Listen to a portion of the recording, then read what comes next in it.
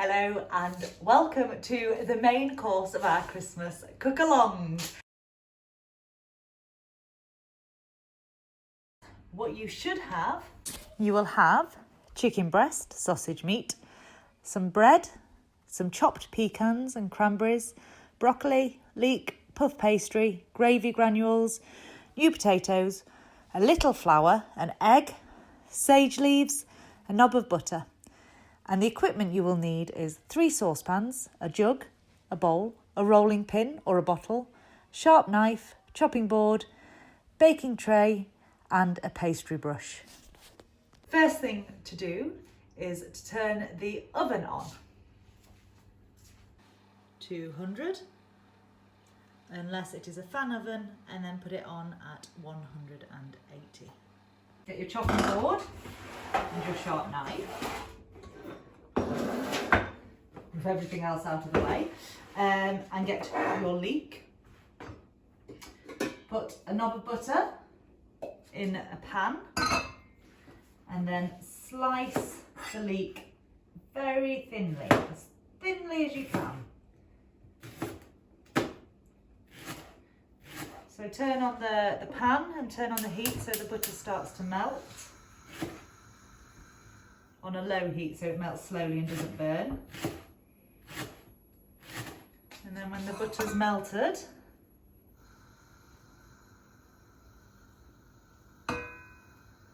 add in your leeks. And then cut 2 of the sage leaves. Just roughly chop them. And add those in there as well. So do it on a low heat for about 5 minutes. Whilst that is doing, get your bowl and your bread. Hopefully it will be a little bit dry because that will make this easier. And start to crumb your bread. If you've got a whizzer to do it with, you can whiz it. But if not, you can do it with your hands, as we have time whilst the leeks are cooking. Okay, so when your bread is crumbed, add the nuts and the cranberries to it, and also the sausage meat. You can mix this with a spoon, but it is a lot easier to squish it with your hands. Before you do that, the leeks are probably ready, so put those on a plate to cool down.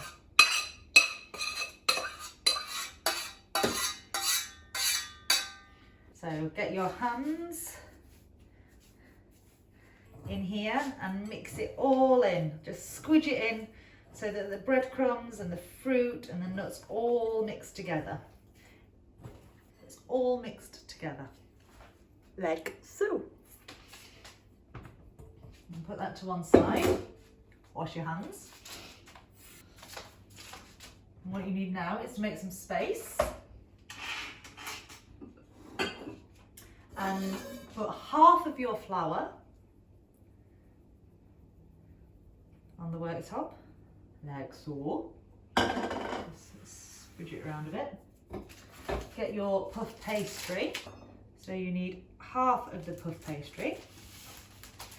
The other half to the side.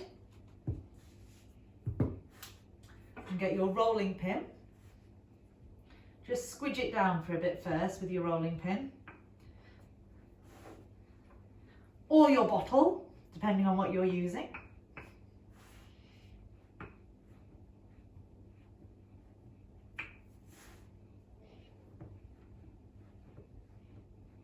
And then roll. And you need, I'm cooking, mine's going to be for about 4 people. 4 portions, so we need the pastry to be about the size, about A4 size. So roll it out, try and get it equal. You will have a sheet of greaseproof paper. Put this on the baking tray, and then there's a way to do this. Put your pastry over like that. And lay it out on your baking tray on the greaseproof paper. Easy peasy. Now get your chicken and lay it in the middle of your pastry. Now get your stuffing mix and your leeks, put them together. Now mush them all together a bit more and put this over on top of your chicken. So it's a nice blanket for it. So cover it all around the edges, and the ends. Get the rest of your flour, put it on the rest of your pastry, and do this block a similar size to the previous block. Get a fork and a cup and your egg.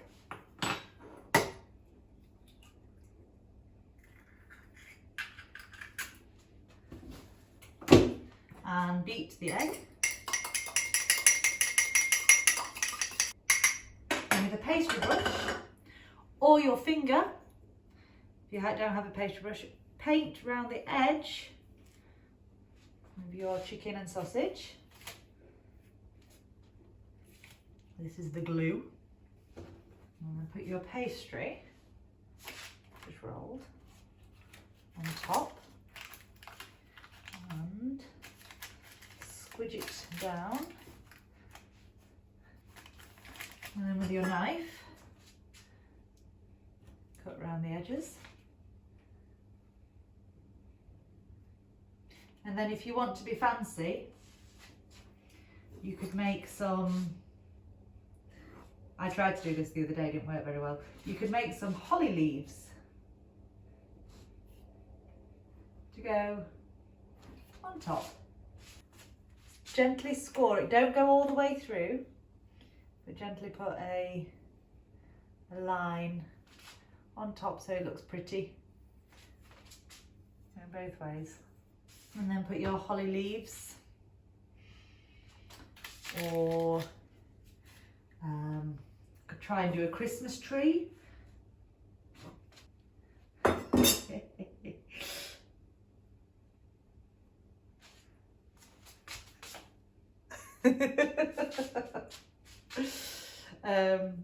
And then egg wash it all. So if you have done any decorations, egg wash underneath the decorations first, so that they stick on.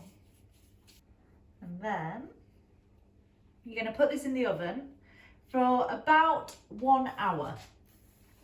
But after 40 minutes, 35-40 minutes, I'd suggest check it, and if it is brown enough for you, for your liking, put some foil over it.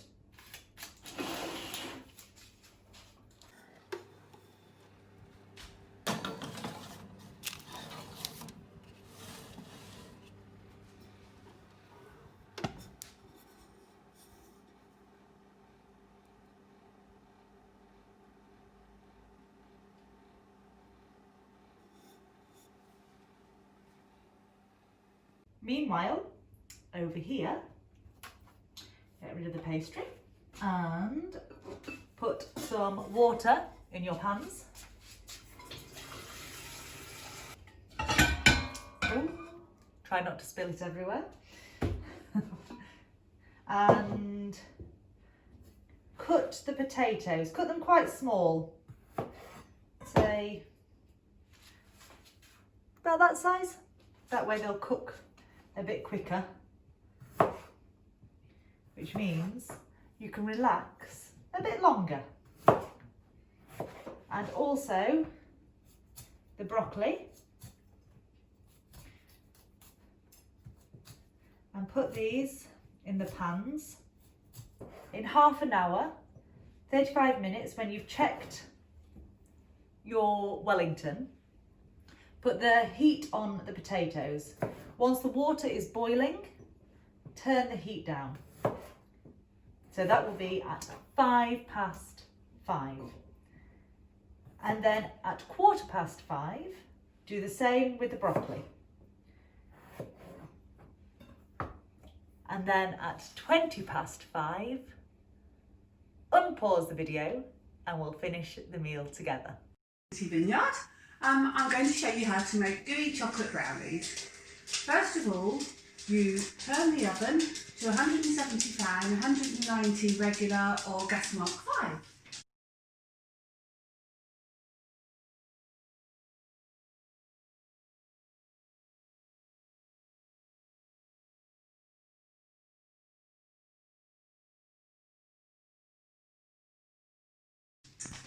Then the next stage of it is to melt the butter. You've got your recipe, it's 150 grams of unsalted butter. Put it over a gentle heat so that it melts, it doesn't burn, and then you have to stir it until it's melted.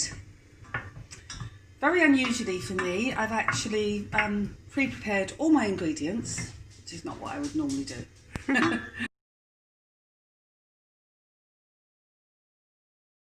Once the butter is melted, stir in the 300 grams of light brown sauce sugar, and still over the heat, just stir it so that the sugar has time to kind of melt in with the thing, just for a few moments while it's over the heat.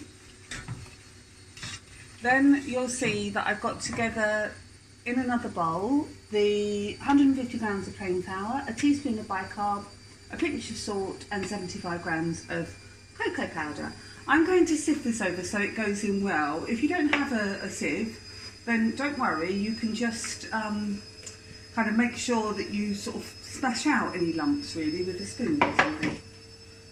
But as I have one, and I quite like the effect of it going into the thing, I will sift it in using my spoon to help it through.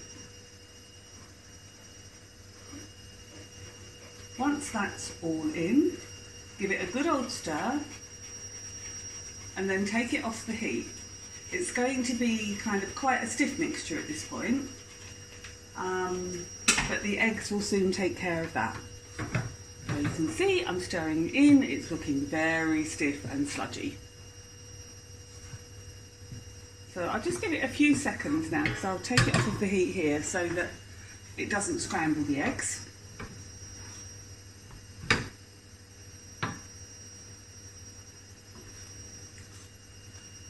And then, as you can see, I've whisked the eggs together just with the fork and the vanilla extract. So it's 4 eggs and a teaspoon of vanilla extract. Although I sometimes do a teaspoon and a half because I particularly like vanilla. Then stir this in until, oh, I think I was supposed to put the chocolate in first. Should I pause it? I don't think it'll make any difference. No, this is fine. I think I may have been supposed to put the chocolate in first, but it will make no difference. So make sure you get all of those sort of sludgy bits that are stuck to the bottom and mix them in. Brownies never look 100% smooth, it's just the nature of brownies. But something magical happens when you put them in the oven. Then I've chopped up 150 grams of milk chocolate, and it is dairy milk, Becca. You'll be pleased to know, and I spilled some of it on the oven. I don't mind it being imperfect. Then stir that into the brownie mixture. Then once it's all mixed in, take it and put it in your ready prepared tin. You just plonk all of that in. I would quite often add something extra at this stage, and Megan would say that I'm obsessed with having any kind of macadamia nut or walnut or anything like that in anything I eat really. But for the purposes of this, I'll just leave it plain. My favourite non-gadget in the kitchen is one of these because it scrapes out all of the mixture. So, just spread that out so that it's evenly spread out in the tin. and put it into your oven.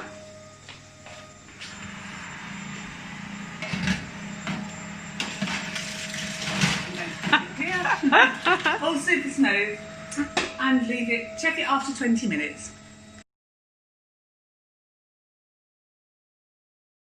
I've had about 24 minutes, I've been checking them regularly. So as you can see, they're kind of firm on the outside, but if you feel here, you can still feel some wobbliness inside, which is how you want them. So I'll turn the other way. And now you need to leave them to cool and then cut them into 16 pieces. Totally optional, but I quite like to drop them with some icing sugar because I like the effect of it. So I'll just sieve over a little bit of icing sugar. There you go. There are your chocolate brownies once they're cut into pieces. They're delicious served either warm with cream, ice cream, or your choice, and also delicious cold with a cup of tea. Enjoy.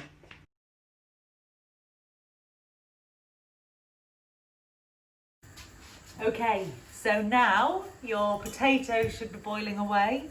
Your broccoli should have just gone on. I'd like you to boil the kettle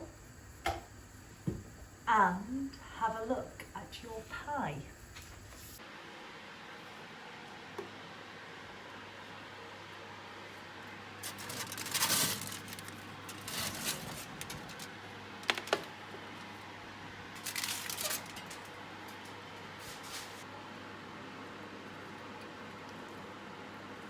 Leave the pie to rest whilst everything else finishes off.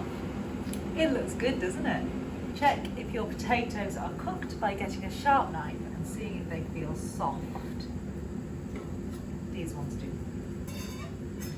And then the same with the broccoli. That will depend how soft you like your broccoli. You can have broccoli quite hard or mushy. It's up to you. Obviously, the mushier you want it, the longer it will take to cook. Put in the amount of water I've told you.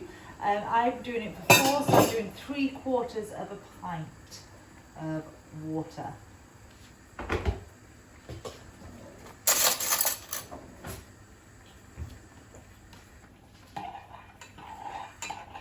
Stir that. Rather than using water from the kettle, you could use the water from your vegetables. Makes it tasty.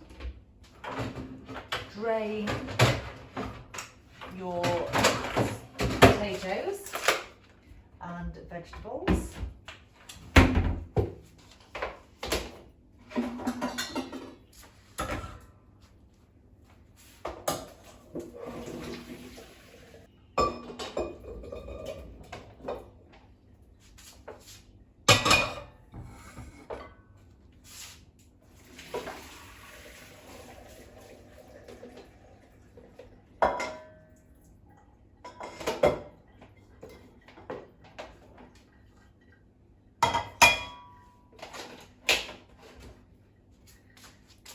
And start to dish up.